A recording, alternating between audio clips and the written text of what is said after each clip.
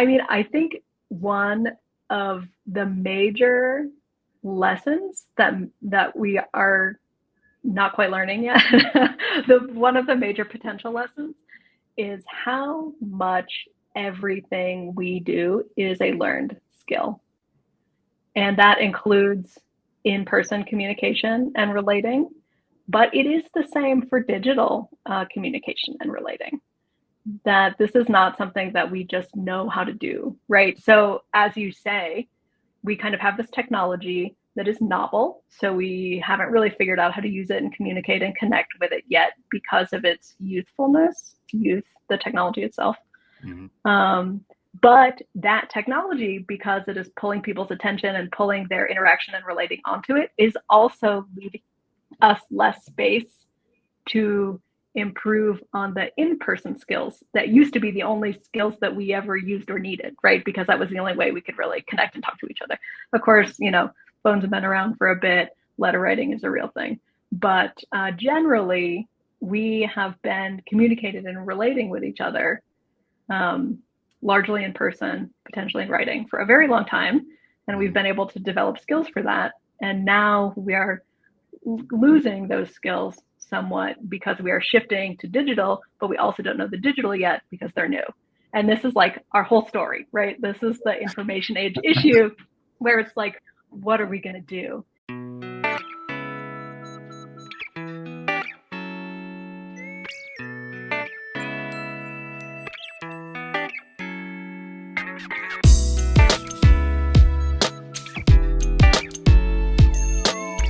What up? What up? Welcome to another edition of Real Talk presented by The Keyword Is Podcast. Real Talk is a little bit different than my regular podcast because I like to bring on a guest and take a deep dive with them. Sitting with me today, I have Miss Emily Pabst.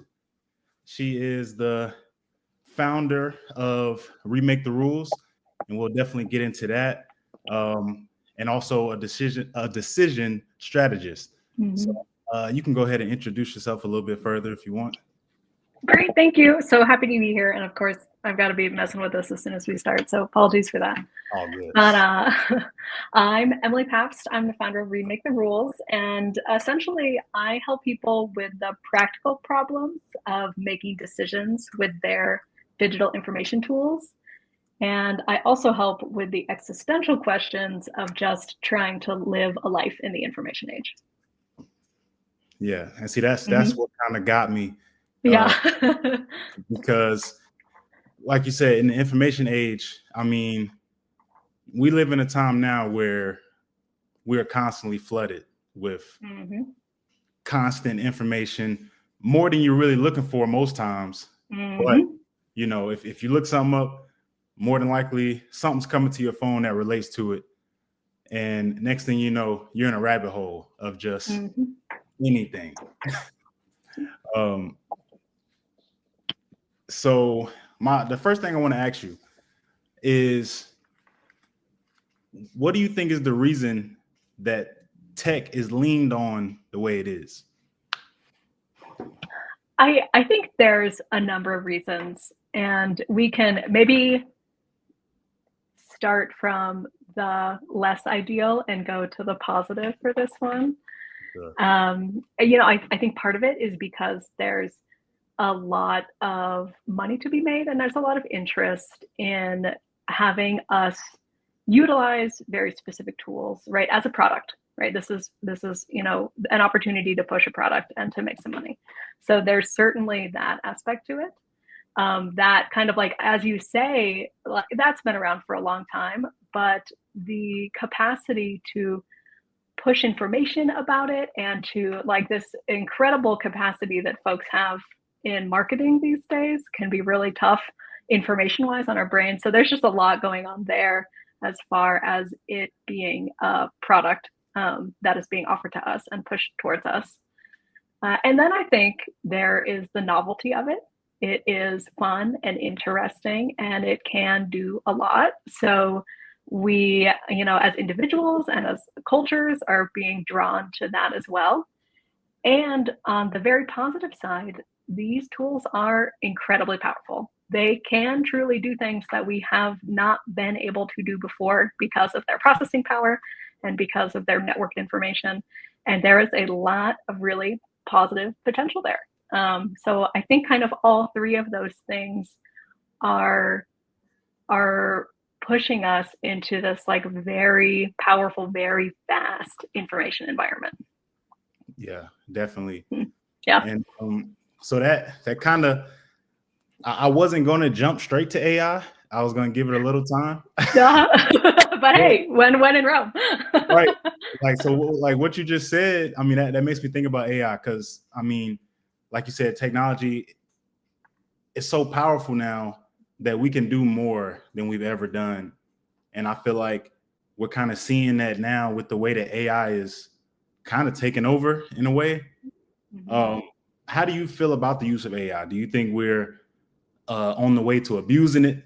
Do you think we're using it the correct way? How do you feel about AI today? Yeah. I mean, I think it is an extraordinary tool with extraordinary capacity for good and bad. Right. Right. And that is really where the pause comes in for us, is for something so powerful, we can very quickly get to very, very positive results, and very quickly we can get to very, very negative results. So I really do believe it depends on the utility of it. And I think that is where the big questions for us come in, right? Is how is it being utilized? How is it being incorporated? And is it really in support of like a life well lived?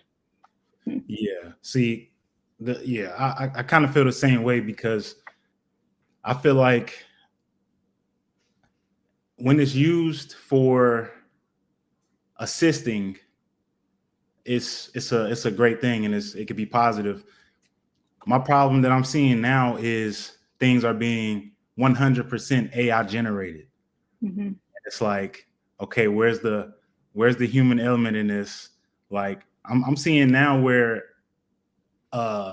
videos are being made of people talking, and there's no glitch, there's nothing. It's just completely made up, and they saying whatever you want them to say. That part is where I feel like it gets a little bit dangerous. Yeah, But absolutely. Yeah. I'm, Yeah.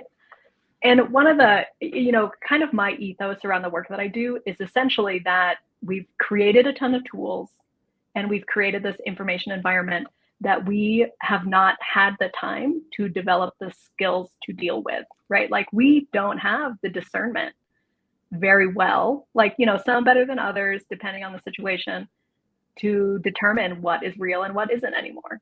And we've always been pretty iffy on that, right? But it's getting a lot harder now. And, one of the things I'm prone to say, especially talking about these big emerging technologies, which is now just an everyday part of our lives, is that humans do not have a good track record of getting things right on the first try. Like, we don't, right? yeah. And we are on the first try of like literally everything we're doing right now. So it's going to be bumpy. It already is bumpy. Yeah. Mm-hmm. So let's kind of pivot back to what it is that you do. So you said you help people make like practical decisions, correct? Yeah. So what made you want to do that? I mean, because it's a thing of, it seems like you want to help, of course, but what made you want to do that specifically? Yeah. I used to work building analytical tools, complex analytical tools for large, complex institutions. And we were building really cool stuff. And it really, like, once you start building these tools, they need to be right? They need to work, because they all have a lot of potential to impact people. And as we were building them, and I started to realize that it wasn't just the tools that really needed to be built well with a lot of consideration for the impacts that they're going to be having on essentially the people that they're measuring and the decisions that they're being used to make, but that the people who were part of these big systems, right? So we have the analytical system, but then we have all the people that it's measuring, that are using it to think and work through these really complicated social problems with. And that integration between the human users and the information tools was just not working as well as it could. And so I really became interested in this relationship between the information tools and between the people that were a part of those information tools, and how to actually make that relationship and that dynamic work and work positively. So as analytical as you clearly are based on what you do, I can just imagine your mind moves 1,000 miles an hour. Mm-hmm. Yeah, it can be pretty annoying sometimes. Yeah, I was going to say, how do you I'm trying to think of the word. How do you keep it under control is what I'm asking. I think, and here's like where the existential of it all comes in. It's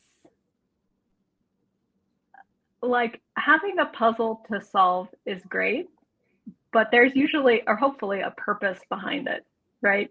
Mm-hmm. And I think I fortunately have a really nice capacity that I've built over time to be able to switch back and forth between the two pretty quickly, and to sort of see these really big systems and all of their interrelated parts and sort of what they're doing and how to modify them in ways to have these outcomes, et cetera, et cetera. And then also to realize that there is a greater purpose, and whatever that purpose is for the individual that I'm working with or the organization I'm working with, and that kind of provides that foundation, right? Like, this is really what we're doing here. So I think that's kind of where the balance comes in. Yeah, kind of basically keeping an eye on the prize, like you have a purpose, like precisely. Yeah. Precisely. Okay. Yeah. With me, I mean, I'm not doing what you do, of course, but I find my mind just running wild a lot about a lot of different things, and I think that's where I'm kind of missing. I don't know the end. I don't know what I'm looking for, but I'm just looking. You know what I mean? It's an interesting question. It just happens and it goes. Yeah. So it's like a lot of things. Like I have a lot of questions about everything, just all the time. But I don't even have a reason for having these questions other than just trying to figure things out. Sure. If that makes sense. Does your curiosity cause you discomfort? It can, depending on so my co-host on my regular podcast, we talk a lot. We go back and forth a lot, like not even on the podcast, just back and forth about anything that, like, any news that drops. We're going back and forth about, so why do you think that so-and-so did this? And we're just like, I don't know. And now we're throwing a million theories at each other and just running wild in my mind of why are these things happening just about anything. And it's like, it can get, like you said, it can get uncomfortable. That's like, why am I thinking so much about whatever all the time? I mean, it sounds like it might be kind of extra tough for you because there's a pleasure to it. So you want to question and engage and talk, but then it's like, oops, I went too far. Like, we got to shut it down. That's exactly how it goes. And then I'm like, and then I have to do something like go on a bike ride, work out, run, hop on a video game, something to just like, okay, let's just stop thinking about stuff you can't figure out. For sure. And I mean, that's great because like our processing capacity is only so much, right? So it's like, okay, brain, we are shutting it down. We're going to process something else, like a movie, like a video game. Like, yeah. That's exactly how it goes. Like, so I was just kind of reading up a little bit on your website, and you said that the internet is rewiring our brains. Mm. So in what way? I agree, by the way, but in what way? Yeah. So, like the blessing and the curse of humans is that we are extraordinarily adaptable, right? And that's kind of why we've taken over everything and we live everywhere, and we have developed interest in like every single realm. But it also means that we can seamlessly adapt to any situation, ones that are very positive for us and ones that are very negative for us, right? Which also means that people are incredible survivors too. And I think to be determined where the internet ends up on that spectrum. I think again, it just kind of depends what society we end up building from it. But as we incorporate more and more of anything into our lives, including this internet connectivity and information, it will be changing us, and we will be adapting to it. So that is what is happening, and we have never gone through an experience like this before. So again, humans not a great track record of doing stuff great on the first try. So we're just here along for the ride, kind of seeing what's going to happen. Yeah. So one of the major changes that's happening with the internet is dating online. Mm-hmm. And that's something that you also help people with, I guess. So are you kind of like helping people just decipher what's real and what's not when it comes to online dating? Or that's certainly a part of it. So like, love talking about online dating. Because it is such a wild, like, human experiment that we are all bringing onto ourselves. Yeah. But yeah, so because I help people just incorporate information tools into their lives, and I work with people on like really impactful parts of their lives, I tend to work with like executive leadership or large organizations on their analytical tools where they're actually making strategic decisions, or small business owners that have to use a lot of tech tools or are being told or asked to use a lot of tech tools in their business. And then a huge proportion of people are being very strongly impacted by dating apps and online dating, which is one of the most important, like who we invite into our lives, especially intimate relationships, romantic or otherwise, is one of the most important decisions that we make for ourselves because it has long-standing impacts on our lives. So I think it's so important to talk about and to do well and to develop strategies around. And I really do love working with people with online dating. And yeah, it's pretty much just acknowledging what is happening when we are putting this information exchange platform in between me and a bunch of other people that are may or may not be interested in, and how to effectively use that tool to get whatever outcomes that you want. Well, I got a couple different questions on the Great. online. So one of the things you listed was slow dating versus hookup culture, and how dating apps push people to two extremes.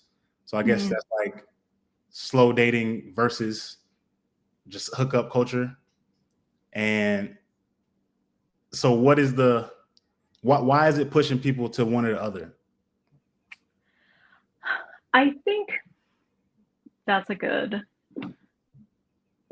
great question to like compare the two. I think that for the kind of slow dating, meaning essentially like a non-tech, is like kind of a throwing your hands up, right? And just being like, no, thank you, right? Which people are more than welcome to do, right? My general stance on all this technology is that I'm kind of tech neutral, and it really just depends on what people are trying to accomplish. So if a person is kind of able to pursue whatever their relationship goals are without using any of these tools, and they want to do that, then like go to town. But I think one of the reasons why these tools are so appealing is because there are a lot of people who do not encounter strong, positive potential partners just out in the world, right? And for some people, it's because they truly feel like an outsider in their community, right? And they are really looking for connection. And for some people, it's maybe that feeling isn't so strong, but whatever it is about their daily life and patterns, they're otherwise not encountering people who they're connecting with in that way. And then on the sort of hookup culture of it all, I think that there is a part of it that is, not to be crass, but a little bit of a feeding frenzy. That there is just the capacity to encounter people like we have never experienced before. And we are kind of managing that with quantity. And I think that we are seeing a sort of social shift back towards quality, with a lot of people saying, this isn't for me, I don't like it, no thank you. So we're kind of shifting around, figuring out what works for individuals, but also kind of what is working for most folks. You know, my because I mean, back in the day, I was like dating apps. You know what I'm saying? Like, like when I went to college, came back, and I'm like, so now I'm back in my town, and I'm like, all right, let me get on dating app and see what's going on. But what I kind of blame dating apps on social media, and I say that because I feel like people don't necessarily know how to like just have a conversation with people so much. Like people don't know how to just talk to a person, not be weird about it, and just like get to know a person and become close to that person. I feel like that is like almost non-existent, especially in the younger age. Like that 18 to 23, I feel like they don't talk at all. And I blame that on social media. Yeah. Well, you know, we got a pandemic in there too, which has really shaken things up. That's for sure. Yeah. Like compounding issues. Yeah, I mean, I think one of the major lessons that we are not quite learning yet, one of the major potential lessons is how much everything we do is a learned skill. And that includes in-person communication and relating, but it is the same for digital communication and relating. That this is not something that we just know how to do, right? So as you say, we kind of have this technology that is novel, so we haven't really figured out how to use it and communicate and connect with it yet because of its youthfulness, the technology itself. But that technology, because it is pulling people's attention and pulling their interaction and relating onto it, is also leaving us less space to improve on the in-person skills that used to be the only skills that we ever used or needed, right? Because that was the only way we could really connect and talk to each other. Of course, you know, phones have been around for a bit. Letter writing is a real thing. But generally, we have been communicated and relating with each other largely in person, potentially in writing for a very long time.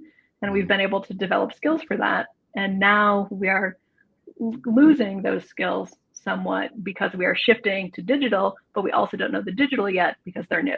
And this is like our whole story, right? This is the information age issue where it's like, what are we going to do? And what do you as an individual choose to do?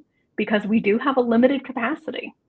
And these are the big choices that people are sort of accidentally being asked to make. You know, we wake up in the morning, we find ourselves surrounded by all this technology, and it's like, figure it out, you know? Yeah. I never thought about it that way. Cause I mean, you get a new you get a new app that they advertise, and they're like, "Here you go," and then it's like, you just go on it and figure it out, like over time. So do you feel like kind of back to like how you said like it's it's a feeding frenzy. It's about quantity when it comes to the dating apps and that kind of scene or whatever. Do you think that having too many options lead people to make questionable decisions? I think that there's a threshold where we have so many options that our standard decision-making strategies don't work anymore. And it becomes really, really hard for us. And I mean this from like a brain aspect. It becomes really hard for us to make decisions. So yeah, it is very challenging. But again, this is a skill-based. It is something that people can learn how to do better. So here's another choice that folks get to make. Do you want to continue to sort of make your way through a huge volume of information and do what you do, which may result in not very supportive choices for what you're actually wanting to do? Or do you want to limit the decisions that you have, which is possible, right? We can just like put down the phones, like not get on dating apps, just say, nope, whatever the population that I run into at the grocery store are the people that I'm going to be making choices about, which is also something that folks can do and are welcome to do. Or do I want to exert some of my limited energy to figure out a new way to sort of think about this voluminous information from a probabilistic reasoning standpoint, which is really my bread and butter that I help people do, is to essentially say, how can we get you and your brain where it needs to be to actually sift through no longer tens of people, but thousands and thousands of people. So I heard you in there, you mentioned energy. And this is not even a question. It's just something that I'm going to probably keep with me, that I saw somewhere as I was looking you up and whatnot. Be picky with your time and energy. Mm-hmm. That's a quote that I'm like, it's real straight to the point and it's real simple, but it's a powerful statement though. Mm-hmm. Because because the way that I look at energy is it's a thing of like it can bounce off of a person. Like you don't necessarily gain new energy. You can like replenish, but I don't think you can like, get like new energy in if you giving it out. You know what I mean? Like you only have so much to give. So I think that's an impactful quote that I saw. I think that one of the more nerdy things that I like to talk about is kind of how humans, because we exist as a physical form and we have brains that work at a speed that it works at, we kind of exist on our own time-space scale, right? There's only so much information I can think about at once. There's only so much energy I have. There's only so fast I can move, right? Like I am bounded by my body and my brain. Computers are not bounded in the same way. They are bounded, but not in the same way as humans. And we have experienced an expectation creep where we think humans kind of unconsciously operate more like computers than we do. And so I think that that's where a lot of this kind of lack of attention to our energy limitations and our energy needs comes from, because like, well, a computer can do it immediately and I can, like, at the touch of a fingertip, I can get whatever I want, and that is true for computers, but it is not true for us. And we can borrow the speed of computers, but we cannot leave ourselves behind, and I think that we are trying to leave ourselves behind, and it's not going great. No. Yeah. And see, because we got things like feelings and family and stuff that we have to allocate our time to. Mm-hmm. And I went through a time where I was kind of on that, where I'm like, nah, I can do whatever. I don't even need much sleep. I'm just going to do everything I want to do all the time. And it's like, Totally. Yeah.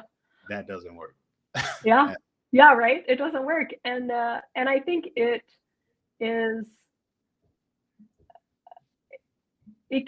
hurt, to let yourself down in that way. Cause I think that's how some people feel about it, that I'm failing somehow by not doing more or keeping up or whatever.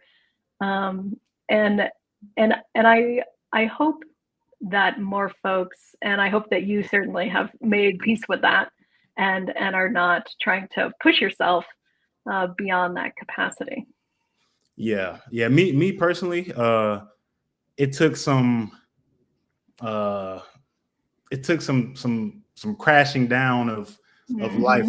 Be like, okay, well, let me. That's how I did it too, because humans hate learning the easy way. We're like not Yeah. into it. The hardest way possible, please. So yeah. Yeah, that definitely did it. It took a whole lot of like, what are you doing? What's going on? And I'm like, oh, well, okay. Yeah. Everything is going wrong. So let me just do this one thing at a time, build it back up, and just be okay like that. Good. Great. Yeah. But yeah, like you said, yeah, definitely can't take the easy way or advice from somebody you like, nah, you don't know because you're not in this. Yeah. Okay. And then you just, yeah, you got to learn the hard way and try to build things back up. So last thing I wanted to ask you, because it's a lot about information overload seems to be the issue with humans. You know what I mean? Like kind of like you said, we try to live as if we are the computer, and it doesn't work that way. How do you draw the line, other than everything going wrong and having to build it back up? Yeah. Yeah. Please, everyone, learn from us. Yeah.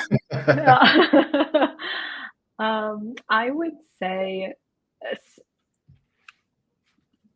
some great ways to combat that information overload and that overwhelm is to unplug, right? Whatever that looks like and whatever that means, it is okay. It can be done. Do it.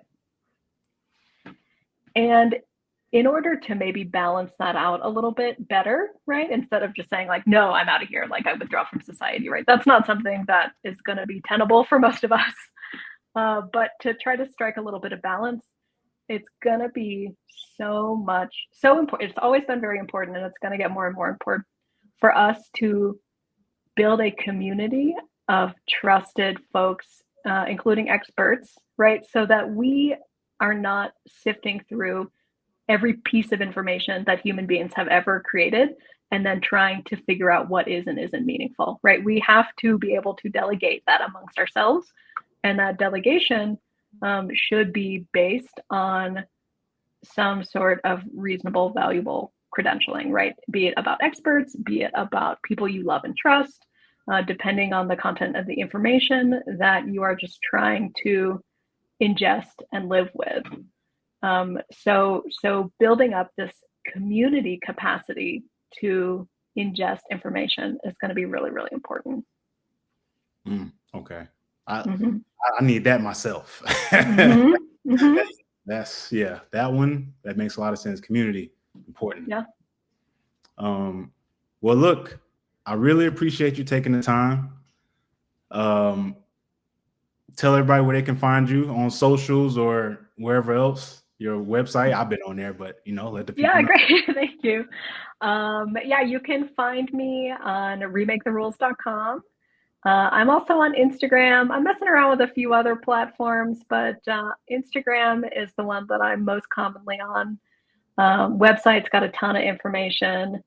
And then I'm noodling around with Substack. All of these are at Remake the Rules, where I'm kind of putting some of my like weirder thoughts and musings. So if you want some weird techno-cultural musings, come find me on Substack.